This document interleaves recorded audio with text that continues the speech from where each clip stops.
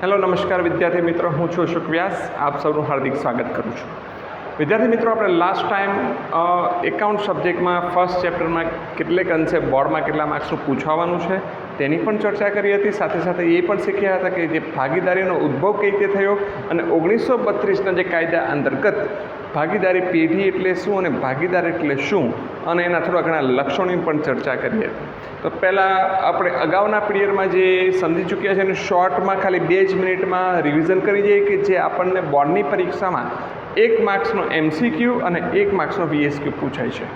તો આપણે જોઈએ તો એમાં ખાસ કરીને એક તો અગત્યનું હતું જે ભાગીદારી એટલે શું, અને બીજું અગત્યનું હતું કે ભાગીદાર કોને કહેવાય, અને ત્યારબાદ અગત્યનું હતું કે એક પ્રશ્ન જે બોર્ડમાં પણ પૂછાઈ ગયો છે, ભાગીદારી કાયદો કયા વર્ષથી અસ્તિત્વમાં આવ્યો? 1932માં અસ્તિત્વમાં આવ્યો છે. આ ઉપરાંત એક પ્રશ્ન અગત્યનો હતો જે અગાઉ પણ બોર્ડની પરીક્ષામાં પૂછાઈ ગયો છે, ભાગીદારી પેઢીમાં ઓછામાં ઓછા કેટલા ભાગીદાર હોય અને વધુમાં વધુ કેટલા ભાગીદાર હોય છે? ઓછામાં ઓછા 2 ભાગીદાર હોય છે અને વધુમાં વધુ આપણે જોઈએ છે 50 ભાગીદાર હોય છે. ત્યારબાદ હતું કે ભાગીદારીનું એક લક્ષણ છે સૌથી અગત્યનું કે ભાગીદારી પેઢી કઈ રીતે અસ્તિત્વમાં આવે છે. તો ભાગીદારી પેઢી એ ચોક્કસ પ્રકારના જે એક પ્રકારનો જે કોન્ટ્રાક્ટથી અસ્તિત્વમાં આવે છે. આ કોન્ટ્રાક્ટ 2 પ્રકારનો હોય, એટલે એક પ્રકારનો કરાર છે, એમાં 2 પ્રકારના કરાર હોય છે. એક છે લેખિત કરાર અને બીજો છે મૌખિક કરાર. એમાં એ પણ જોઈએ તો લેખિત કરાર રાખવો હિતાવહ છે, કારણ કે ભવિષ્યમાં કોઈ જો ભાગીદારો વચ્ચે કોઈ પ્રકારની ગેરસમજ થાય, કોઈ પ્રકારનો પ્રશ્ન ઉદ્ભવે અથવા તો કોઈ પ્રકારના ઝઘડા ઉદ્ભવે તેના સોલ્યુશન માટે અથવા એના જે નિરાકરણ માટે આપણે લેખિત કરાર હોય તો સરળતાથી એનું સોલ્યુશન લાવી શકીએ છીએ. તો વિદ્યાર્થી મિત્રો, આજે ખૂબ જ અગત્યની બાબત શીખવા જઈ રહ્યા છે. આજે આપણે જે શીખવા જઈ રહ્યા છે ટોપિક એવો છે કે જે ભાગીદારીનો કાયદો છે 1932, એમાં જે પ્રકારનું જે કરારનામું છે એની જે જોગવાઈઓ છે એ જોગવાઈનો અભ્યાસ કરવાનો છે. જોગવાઈ ખરેખર થિયરીની દ્રષ્ટિએ પૂછવાની શક્યતા ઓછી છે, પરંતુ જે તમને સેક્શન Cમાં 3 માર્ક્સનો દાખલો પૂછાય છે એના માટે આ ખૂબ જ મહત્ત્વની બાબતો છે. જો તમને જોગવાઈ આવી ગઈ, તો જોગવાઈમાં સમજ પડી ગઈ તો સમજી લો કે તમને 3 માર્ક્સના દાખલા તમારા માટે ઇઝી બનવાના છે. ચાલો આજે આપણે અભ્યાસ કરીશું કે ભાગીદારીનું જે કરારનામું છે 1932 અંતર્ગત જેની જોગવાઈઓ છે એનો અભ્યાસ કરવાનો છે. એમાં તમારી ટેક્સ્ટ બુકમાં તો 7 થી 8 જોગવાઈ છે. મેં 7 થી 8ને સમરીમાં અહીંયા મેં તમને બતાવી છે. 4 જોગવાઈ, આ 4માં 8 થી 9 જોગવાઈઓ સમાવેશ થઈ જાય છે. પહેલું છે નન્નુનું પ્રમાણ, એટલે કે આપણે જેને કહીએ છીએ નફા નુકસાનનું પ્રમાણ. તો કોઈ એક બિઝનેસ ચલાવી રહ્યા છે, એમાં A, B અને C 3 ભાગીદાર છે. હવે આ આખા વર્ષ દરમિયાન બિઝનેસ ચલાવ્યો, બહુ સારું સેલિંગ થયું, બહુ સારો થયો પ્રોફિટ. તો આ પ્રોફિટ બધા ભાગીદારો મુખ્યત્વે કયા પ્રમાણમાં વેચશે? અડધા પ્રમાણમાં અથવા બધા સરખા પ્રમાણમાં? કયા પ્રમાણ? તો બધા ભાગીદારો જ્યારે બિઝનેસ સ્ટાર્ટ કરે છે, પોતાની પાર્ટનરશિપ સ્ટાર્ટ કરે છે, ત્યારે જ નક્કી થતું હોય છે કે બધા ભાગીદાર 1:2:3 કે 5:4:6 એ પ્રમાણમાં વેચશે. પણ જ્યારે કોઈ વાર આવું કોઈ પ્રમાણ નક્કી ન થયું હોય ત્યારે યાદ રાખજો વિદ્યાર્થી મિત્રો, તમને પરીક્ષામાં ખૂબ ઉપયોગી થશે. શોર્ટ એક્ઝામ્પલમાં જ્યારે પણ કોઈ પ્રકારનું નફા નુકસાનનું પ્રમાણ નક્કી ન કરવામાં આવ્યું હોય ત્યારે 1932ના ભાગીદારી કાયદામાં જોગવાઈ છે કે બધા જ ભાગીદાર સરખા પ્રમાણમાં જ નફો નુકસાન વહેંચે, સરખા પ્રમાણમાં જ. એટલે કે 1:1 કે કોઈ એક ભાગીદારને 500 મળે તો બીજા ભાગીદારને પણ 500 અને C નામના ભાગીદારને પણ 500 મળશે. એટલે આ યાદ રાખજો, જ્યારે ભાગીદારી કોઈ પ્રકારનો બિઝનેસમાં કોન્ટ્રાક્ટ ના કર્યો હોય, લેખિત બાંયધરી કે મૌખિક બાંયધરી ન આપી હોય, કયા પ્રમાણમાં નફો નુકસાન વેચવાનું છે, ત્યારે સૂચનાની ગેરહાજરીમાં તમારે સરખા પ્રમાણમાં નફો નુકસાન વેચવાનું છે. પછી ત્યારબાદ વાત કરીએ વ્યાજ. તો વ્યાજ કયું? વ્યાજ હું વાત કરું છું મૂડી પર વ્યાજ. ત્યારબાદ બીજું એની કરતાં અપોઝિટ, એની કરતાં ઉલટું બીજું છે ઉપાડ પર વ્યાજ. ઉપાડ પર વ્યાજ, મૂડી પર વ્યાજ કે ઉપાડ પર વ્યાજ. મૂડીનું વ્યાજ શું છે સમજી લો. મૂડીનું વ્યાજ શું છે ને ઉપાડનું વ્યાજ શું છે એ તમારે ખાસ પરીક્ષામાં 1 માર્ક્સના પ્રશ્નમાં પૂછાય. યાદ રાખજો કે મૂડી પર વ્યાજ અને બીજું છે એની કરતાં અપોઝિટ ઉપાડ પર વ્યાજ. ઉપાડ પર વ્યાજ. મૂડી કોણ લાવે? તો કહેવાનું જે ભાગીદાર લાવે. એનો અર્થ એવો કે જ્યારે પણ ભાગીદાર પોતાના બિઝનેસમાં મૂડી લાવે છે તો આ ભાગીદારને મૂડી પર વ્યાજ મળવાનું. તો મૂડી પર વ્યાજ ભાગીદાર માટે આવક કહેવાય. સિમ્પલ વસ્તુ છે, કારણ કે એ બિઝનેસને મૂડી આપે છે તો એને વ્યાજ મળવાનું જ, પોતાની મૂડી પર એને વ્યાજ મળવાનું એટલે આવક કહેવાય. પરંતુ આ જ મૂડી પર વ્યાજ જો પેઢી માટે એટલે કે બિઝનેસ માટે અથવા તો કહી શકાય પોતાના ધંધા માટે બિઝનેસ શું કરશે, પોતાના ભાગીદારને વ્યાજ ચૂકવશે. એટલે મૂડી પર વ્યાજ એ પેઢી માટે એક પ્રકારનો ખર્ચ કહી શકાય. MCQમાં વેરી મોસ્ટ આઈપી પ્રશ્ન છે વિદ્યાર્થી મિત્રો. મૂડી પર વ્યાજ ભાગીદાર માટે આવે તો આવક, કારણ કે એ બિઝનેસમાં મૂડી લાવે છે એટલે એને આવક થવાની. અને બીજી વાત કરીએ પેઢી માટે ખર્ચ કહી શકાય, કારણ કે એને ભાગીદારને મૂડી પર વ્યાજ આપવું પડે છે. એની કરતાં એકદમ અપોઝિટ ઉપાડ પર વ્યાજ. ઉપાડ કોણ કરે છે તો ઉપાડ કરે ભાગીદાર. ઉપાડ કર્યો જો ભાગીદારે ઉપાડ કરે છે તો જો એવું પણ બને કે વધારે ઉપાડ કરે, ઓછો ઉપાડ કરે, વધારે ઉપાડ કરે તો વ્યાજ પણ ચૂકવવું પડે. તો આ ભાગીદાર લાભ લે છે એટલે એને પૈસા ચૂકવવા પડશે, ઉપાડ પર વ્યાજ ચૂકવવું પડશે. એટલે ભાગીદાર માટે ઉપાડ પર વ્યાજ એક ખર્ચ કહેવાય. પણ આની આ જ વસ્તુ ઉપાડ પર વ્યાજ પેઢી માટે, બિઝનેસ માટે એટલે કે આપણે કહીએ છીએ ધંધા માટે શું કહી શકાય, અપોઝિટ છે આવક.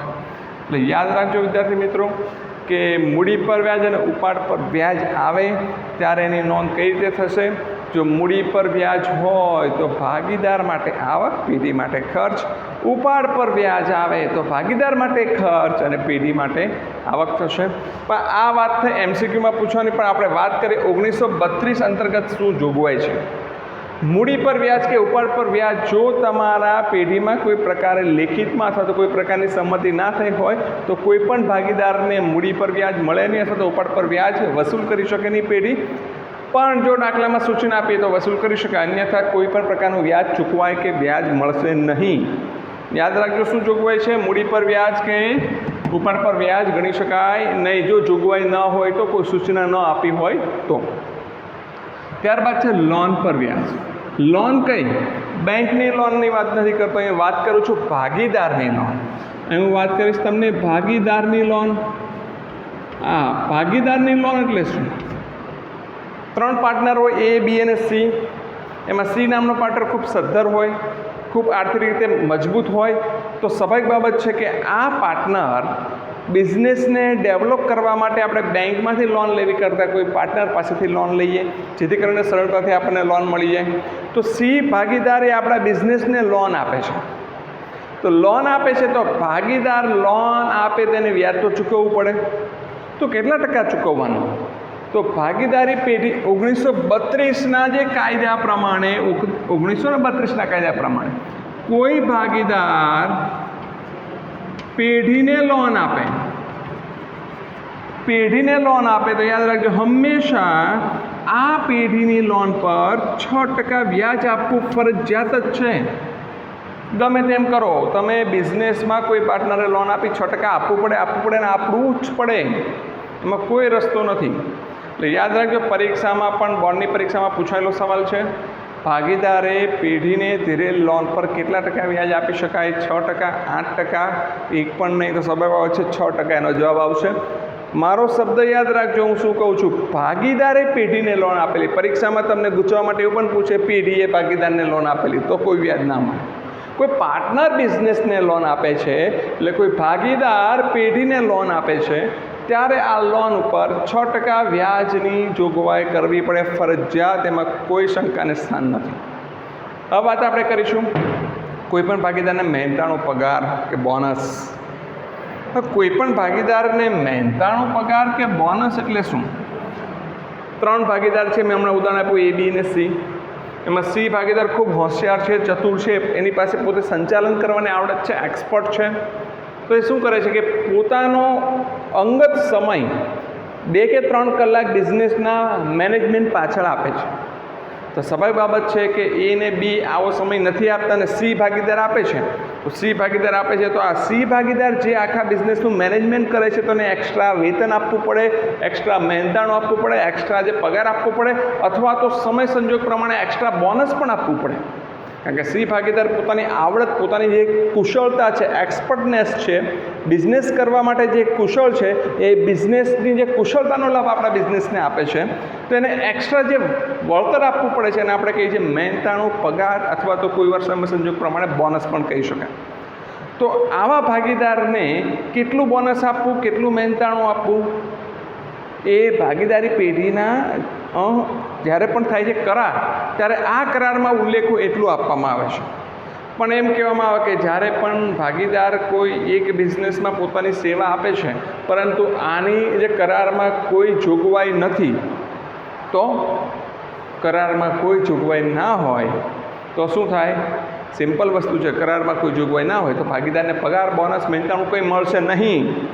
પરીક્ષામાં પૂછાશે આ MCQમાં, કોઈ પણ ભાગીદારને પગાર, મહેનતાણું ચૂકવવા માટે કોઈ પ્રકારના જે કરારમાં ઉલ્લેખ કર્યો નથી તો નહીં મળે, પરંતુ કોઈ ઉલ્લેખ કર્યો હોય તો ઉલ્લેખ પ્રમાણે મળશે. એટલે કે ઇન શોર્ટ, તમને જો દાખલામાં અથવા એક્ઝામ્પલમાં તમને ચોક્કસ પ્રકારની સ્પષ્ટ સૂચના આપે કે આ ભાગીદાર XYZ ને 500 રૂપિયા પગાર આપવાનો છે, 700 રૂપિયા મહેનતાણું આપવાનું, તો આપણે નોંધ કરવાની, નહીંતર નોંધ કરવાની નહીં. એટલે ભાગીદાર જે પોતાની કિંમતી સેવા આપે છે, પોતાની કુશળતાનો લાભ આપે છે, આ લાભના બદલામાં ચૂકવવામાં આવતું વળતર એટલે મહેનતાણું, જો કદાચ તમને સૂચના આપે તો ગણવાનું છે, અન્યથા નથી ગણવાનું. તો તમે જોશો તો ભાગીદારી જે કરારનામામાં 1932માં આટલી જોગવાઈઓ છે, જે તમને શોર્ટ એક્ઝામ્પલમાં તો ઉપયોગી થવાનું છે.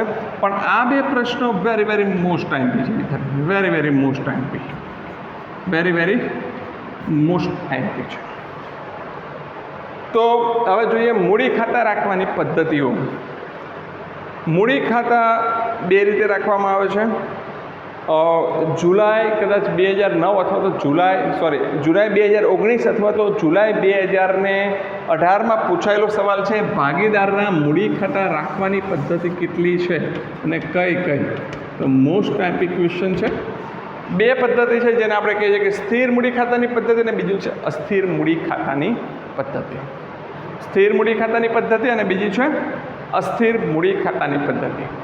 સ્થિર મૂડી ખાતાની પદ્ધતિને એવું પણ કહેવાય કે કાયમી મૂડી ખાતાની પદ્ધતિ તરીકે પણ ઓળખાય, અને અહીંયા કહી શકાય હંગામી મૂડી ખાતાની પદ્ધતિ. બીજા નામ પણ યાદ રાખજો, જે પરીક્ષામાં તમને પૂછાઈ શકે. હંગામી મૂડી ખાતાની પદ્ધતિ એટલે શું? પછી આપણને એવો પ્રશ્ન ન થવો જોઈએ કે હંગામી શબ્દ નથી, હંગામીનો જ બીજો શબ્દ થાય છે અસ્થિર મૂડી ખાતાની.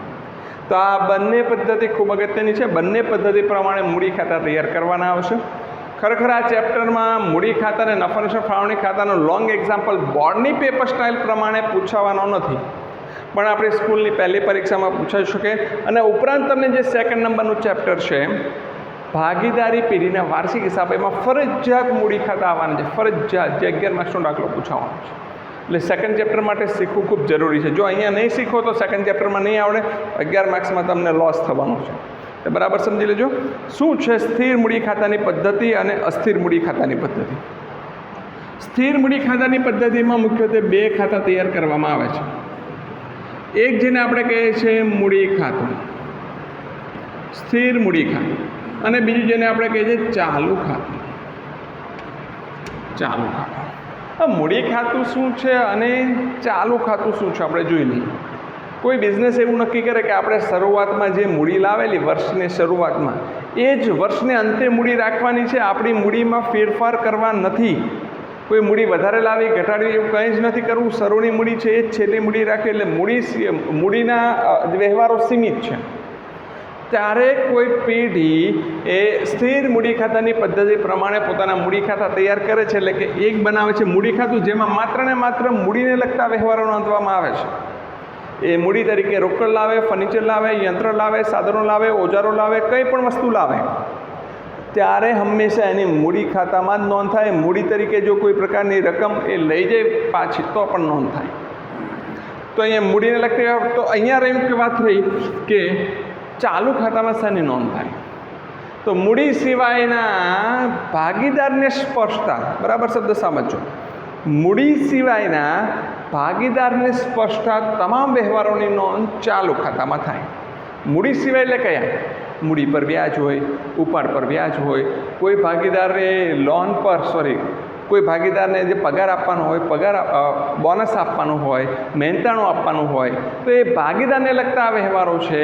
તો ભાગીદારને તમામ લગતા વ્યવહારો ચાલુ ખાતામાં નોંધવામાં આવે છે, કારણ કે મૂડીમાં તો કોઈ જે વ્યવહારો નોંધાતા નથી. એટલે કે મૂડી સિવાયના તમામ વ્યવહારો નોંધવા માટે આપણે શું બનાવીએ છીએ? ચાલુ ખાતા તૈયાર કરીએ છીએ. અને વાત કરી મેં મૂડી ખાતામાં ઓનલી ફોર મૂડી, બાકી આગળ લાવ્યા અને બીજું છે બાકી આગળ લઈ ગયા. બાકી આગળ લાવ્યા તો એ આવે છે જમા પર. કેમ લખવાનું જમા પર? મૂડીની જમા બાકી હોય. આપણે ધોરણ 11નું ચેપ્ટર નંબર 10માં ભણી ચૂક્યા છીએ. શું ભણી ચૂક્યા છીએ? કાચું સરવૈયું. આ કાચા સરવૈયામાં આપણે શીખીએ મૂડીની જમા બાકી એટલે જમા બાજુ પર લખશું બાકી આગળ લાવ્યા. હવે જે અસ્થિર મૂડી ખાતાની પદ્ધતિ હશે તો હંગામી. અસ્થિર મૂડી ખાતાની પદ્ધતિમાં એક જ ખાતું તૈયાર કરવામાં આવે છે, ઓનલી ફોર ભાગીદારના મૂડી ખાતા. મૂડી સિવાય બીજે કોઈ વ્યવહારની નોંધ નથી થતી એવું નહીં. બધા જ વ્યવહારની નોંધ, ભાગીદારને લગતા બધા વ્યવહારની નોંધ. જ્યારે આ બંનેમાં શું ડિફરન્સ છે? અહીંયા ઓનલી ફોર કેપિટલ. કેપિટલ એટલે મૂડી જ નોંધાય, મૂડી સિવાયના બધા વ્યવહાર આમાં નોંધાય. જ્યારે અહીંયા કેપિટલ પણ નોંધાય અને મૂડી સિવાયના વ્યવહારો પણ નોંધાય. એટલે શું થયું? મૂડી ખાતામાં મૂડી પણ નોંધાય, મૂડી પર વ્યાજ પણ નોંધાય, ઉપાડ પર નોંધાય, ઉપાડ પર વ્યાજ પણ નોંધાય. કોઈ ભાગીદારનો પગાર, કોઈ ભાગીદારને પેન્શન, કોઈ ભાગીદારને કોઈ પ્રકારનું આપણે કહી શકાય મહેનતાણું, કોઈ ભાગીદારને બોનસ. ઇન શોર્ટ એક જ ખાતામાં બધું નોંધાય ને અસ્થિર મૂડી ખાતાની પદ્ધતિ કહેવાય. અને જ્યારે મૂડી અને મૂડી સિવાયના વ્યવહારો અલગ નોંધવા માટે જે પદ્ધતિ તૈયાર કરવામાં એને અસ્થિર ને એને સ્થિર મૂડી ખાતાની પદ્ધતિ કહેવાય. તો આજે જે આપણે શીખ્યા જે બે ટોપિકો શીખ્યા, એક છે આપણે સમજ્યા કે ભાગીદારીનું જે કરારનામું છે 1932ની જોગવાઈ, તે અંતર્ગત કઈ કઈ જોગવાઈ હોય છે. એમાંનો મોસ્ટ ટાઈમપી પ્રશ્ન હું ટૂંકમાં તમને કરાવી દઉં, રિવિઝન કયા મોસ્ટ ટાઈમપી પ્રશ્ન છે. પહેલો પ્રશ્ન પૂછાય, ઉપાડ પર વ્યાજ એ ભાગીદાર માટે શું છે? સિમ્પલ વસ્તુ છે. ઉપાડ પર વ્યાજ ભાગીદાર માટે ખર્ચ કહેવાય. ઉપાડ પર વ્યાજ એ ભાગીદારી પેઢી માટે શું છે? તો અહીંયા પણ લખ્યું પેઢી માટે આવક ગણાય છે. મૂડી પર વ્યાજ એ પેઢી માટે શું છે? મૂડી પર વ્યાજ પેઢી માટે ખર્ચ છે. મૂડી પર વ્યાજ એ ભાગીદાર માટે શું છે? આવક છે. કેમ આવક કેમ ખર્ચ છે આપણે અગાઉ સમજૂતી લીધી છે. આ તો પરીક્ષામાં જે સવાલ પૂછાય છે એ હું તમને કરાવું છું. ત્યારબાદ એવો પ્રશ્ન પૂછાય, કોઈ પણ ભાગીદારને મૂડી પર કેટલા ટકા વ્યાજ આપવામાં આવે છે અથવા ઉપાડ પર કેટલા ટકા વ્યાજ આપવામાં આવે છે? સિમ્પલ વસ્તુ, કોઈ વ્યાજ આપવામાં આવતું નથી. હા, કોઈ પ્રકારનો કરારમાં ઉલ્લેખ કર્યો હોય તો વ્યાજ આપવામાં આવે છે. એટલે કે મૂડી કે ઉપાડ પર વ્યાજ આપવામાં આવતું નથી, પરંતુ જો ઉલ્લેખ કર્યો હોય કે 6%, 8% આપવાનું તો જ આપવાનું, અન્ય સૂચનાની ગેરહાજરીમાં કંઈ આપવાનું નહીં. સૌથી અગત્યનો પ્રશ્ન બોર્ડમાં પૂછાયેલો પ્રશ્ન, ભાગીદારે પેઢીને ધીરે લોન, એટલે ભાગીદારે બિઝનેસને લોન આપી હોય, પેઢીને લોન આપી, તો એના પર કેટલા ટકા વ્યાજ આપવાની જોગવાઈ છે? કંઈ કે ના કે સૂચના આપે કે ના આપે દાખલામાં, તો પણ ઓછામાં ઓછા આપણે કહી શકાય 6% વ્યાજ આપવાનું છે. બોલો કેટલું આપવાનું છે ને વ્યાજ? 6% વ્યાજ આપવાનું છે. ત્યારબાદનો પ્રશ્ન છે, કોઈપણ ભાગીદારને કેટલું મહેનતાણું, કેટલું બોનસ અથવા કેટલો પગાર આપી શકાય, કેટલું કમિશન આપી શકાય? જોગવાઈ મુજબ 1 પણ રૂપિયો કમિશન કે પગાર કંઈ આપી શકાય નહીં, પરંતુ જો અલગથી સૂચના આપે દાખલામાં તો આપવાનું, અન્યથા કંઈ આપી શકાય નહીં. મૂડી ખાતા રાખવાની કેટલી પદ્ધતિ છે? મૂડી ખાતા રાખવાની 2 પદ્ધતિ છે. એક પદ્ધતિ જેને આપણે કહીશું અસ્થિર મૂડી ખાતાની પદ્ધતિ, જેને હંગામી મૂડી ખાતાની પદ્ધતિ તરીકે પણ ઓળખવામાં આવે છે, અને બીજી છે સ્થિર મૂડી ખાતાની પદ્ધતિ, જેને આપણે કહીએ છીએ કાયમી મૂડી ખાતાની પદ્ધતિ. અસ્થિર મૂડી ખાતાની પદ્ધતિમાં એક જ ખાતું તૈયાર કરવામાં આવે છે, ઓનલી ફોર મૂડી ખાતું, જેમાં મૂડી પણ નોંધાય, ઉપાડ પણ નોંધાય, મૂડી પર વ્યાજ પણ નોંધાય, ઉપાડ પર વ્યાજ પણ નોંધાય. કોઈ પણ ભાગીદારને પગાર, કમિશન કે મહેનતાણું આપો કે બોનસ આપો, એ તમામ પ્રકારની વિગત એક જ ખાતામાં નોંધાય છે. એટલે એને આપણે કહીએ છીએ અસ્થિર મૂડી ખાતાની પદ્ધતિ. શરૂની મૂડી અને આખરની મૂડીમાં સતત એમાં ફેરફાર થતો જોવા મળે છે. સ્થિર મૂડી ખાતાની પદ્ધતિ જેને આપણે કહે છે, જે કાયમી મૂડી ખાતાની પદ્ધતિ, તો એમાં કઈ રીતનું હોય છે? એમાં સ્થિર શબ્દ સૂચવે છે કે ભાઈ શરૂઆતની મૂડી બાકી આગળ લાવી એટલી જ બાકી આગળ લઈ ગયા, એટલે મૂડી સિવાયના વ્યવહારો માટે અલગ ખાતું તૈયાર કરવામાં આવે છે, જેને આપણે કહીએ છીએ ચાલુ ખાતા, જેમાં ઉપાડ પરનું વ્યાજ, મૂડી પર વ્યાજ, કોઈપણ ભાગીદારને પગાર, બોનસ, મહેનતાણું વગેરે વગેરે નોંધવામાં આવે છે. તો આ રીતે મૂડી પર જે અલગ અલગ પ્રકારની નોંધો છે એના માટે અલગ ખાતું તૈયાર કરવામાં આવે, ચાલુ ખાતા. તો વિદ્યાર્થી મિત્રો આજે આપણે ખૂબ જ અગત્યની બાબતો શીખી ગયા છે, બંને બાબતો જે તમને એક્ઝામના શોર્ટ એક્ઝામ્પલ માટે ખૂબ મદદરૂપ થવાનું છે. નેક્સ્ટ ટાઈમ આપણે સમજવાના છે કે શોર્ટ એક્ઝામ્પલ કઈ રીતે ગણવા, શોર્ટકટ ટિપ્સ સાથે નેક્સ્ટ ટાઈમ મળીશું. ત્યાં સુધી આપનો દિવસ શુભ રહે. Thank you very much.